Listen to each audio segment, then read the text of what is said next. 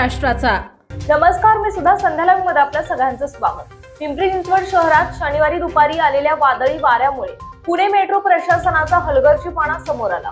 निगडीतील भक्तिशक्ती चौक परिसरात सुरू असलेल्या मेट्रोच्या कामादरम्यान लावण्यात आलेल्या लोखंडी शेडचे पत्रे जोरात वाऱ्यामुळे उडून थेट जुन्या पुणे मुंबई महामार्गावर पडले। या घटनेत मोठी दुर्घटना टळली असून नागरिकांमध्ये भीतीचे वातावरण निर्माण झाले। मिळालेल्या माहितीनुसार पिंपरी ते निगडी मेट्रो मार्गाचे काम सध्या वेगाने सुरू आहे। कामगारांना सावली मिळावी यासाठी तात्पुरते पत्र्याचे शेड उभारण्यात आले होते। मात्र दुपारी सुमारे 3च्या सुमारास अचानक वाऱ्याचा वेग वाढल्याने या शेडचे लोखंडी पत्रे हवेत उडाले आणि रस्त्यावर कोसळले। याच वेळी अनेक वाहन चालक महामार्गावरून प्रवास करत होते। एका दुचाकीस्वाराच्या अगदी समोर जोरात पत्रा पडल्याने तो काही क्षणासाठी घाबरला। सुदैवाने त्याने वेळीच वाहनावर नियंत्रण मिळवले।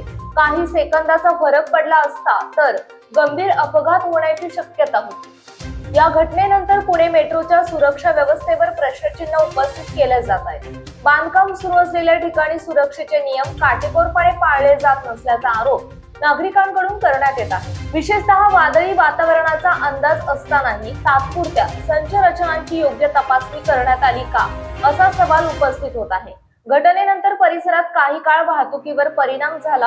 स्थानिकांनी तात्काळ प्रशासनाला माहिती दिल्यानंतर रस्त्यावर पडलेले पत्रे हटवण्यात आले। सुदैवाने या दुर्घटनेत कोणतीही जीवितहानी झाली नाही। ताज्या आणि महत्त्वपूर्ण बातम्या पाहण्यासाठी आजच आमच्या संध्या लाईव्ह न्यूज चॅनलला YouTube वर सबस्क्राइब करा आणि बेल आयकॉन प्रेस करा।